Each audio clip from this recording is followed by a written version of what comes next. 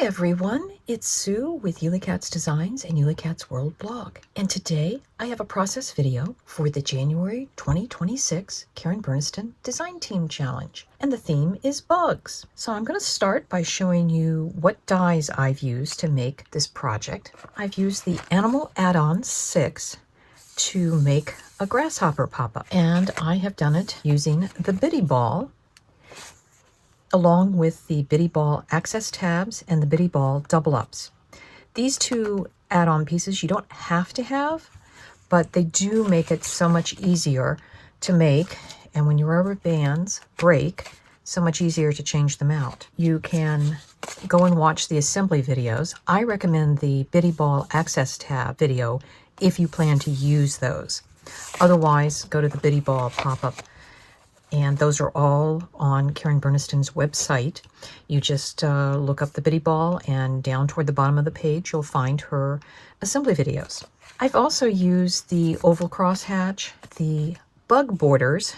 I used all of the designs except for the bees, and I cut the borders apart so that I could have the individual layers. I also used the sentiment Happily Ever After, and then just to make it easier for laying out my design on the top of my box, I used the second largest die in the Circles crosshatch set as kind of a guide. I've had to keep a weight on the box because it will pop up if I don't. And like I said, I put a die, the circle die, inside here so I could do a nice layout design of all the bugs. And I had some filming difficulties, so I don't have the actual assembly of the grasshopper, although I know there's a number of assembly videos out there for the balls. I believe Karen did a virtual class on making the grasshopper. I think she used the mini ball, so mine as a Bitty Ball is a next size up. But the key things that I want to point out is with the Bitty Ball is the placement of where you put the legs.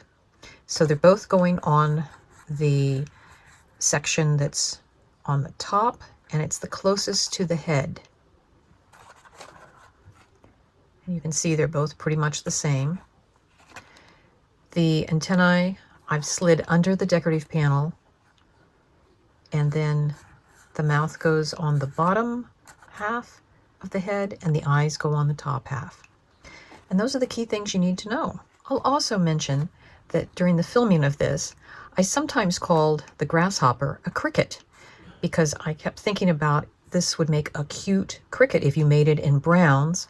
Maybe put the snowman top hat on. It could be an interesting cricket and easy if you needed a cricket theme. So I found out that my rubber band broke in the head of my grasshopper. So I have opened him up. I did get the rubber bands back in. I actually am using two this time. That way, in case one breaks, we'll have a little better chance. Okay.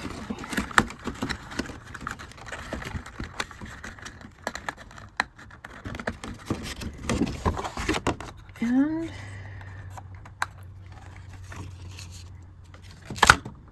we do have him back. So when you're putting on your access tabs and gluing your piece together, think about when you need to get access. So on his body, I have this side and this side.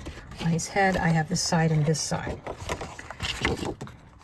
I've put the grasshopper on the largest crosshatch oval backed with the next size down so that when we take off the weight, he pops, but he doesn't fall over. And while I've thought about putting him into a flap card, I'm thinking he might work better actually in a box. So I'm going to work on making a custom box, an 8-inch square box for him to fit into. To make a box, I have started with two 12 by 12 sheets of the thickest cardstock that I had, and I cut one down to 10 inches by 10 inches and that will be the bottom of the box. And then this one is 10 1/4 inches square. And what I've done is at 1/2 inch and at 1 inch from each side, I just have turned the paper, scored it, turned the paper, scored it, and turned the paper one last time and scored it. The next thing I did was I took my scissors and cut, and I cut it on so that it's all on the same sides. And now what I'm going to do is I'm going to cut off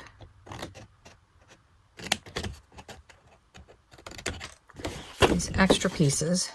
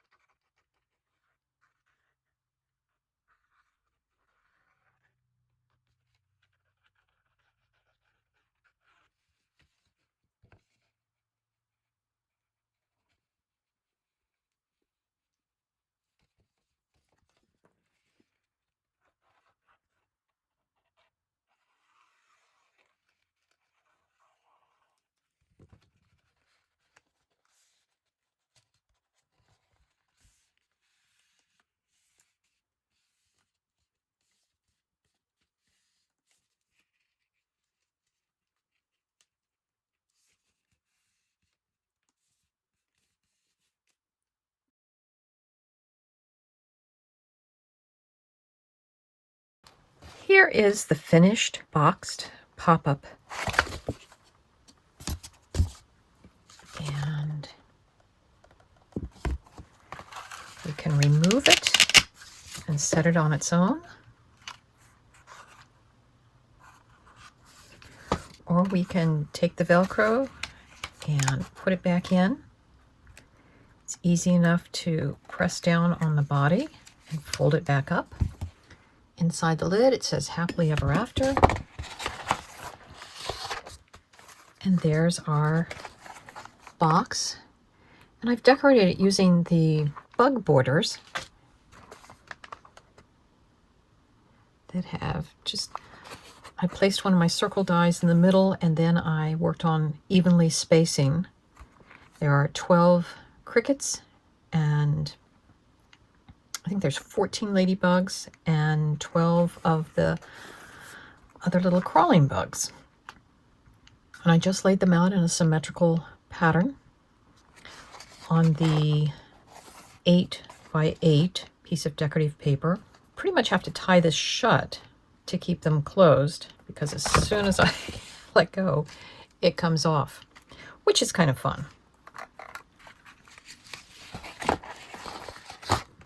But that's our piece for the January 2026 Karen Burniston Design Team Bug Challenge. I hope you enjoyed it, got some inspiration, and we'll see you next time. Bye-bye.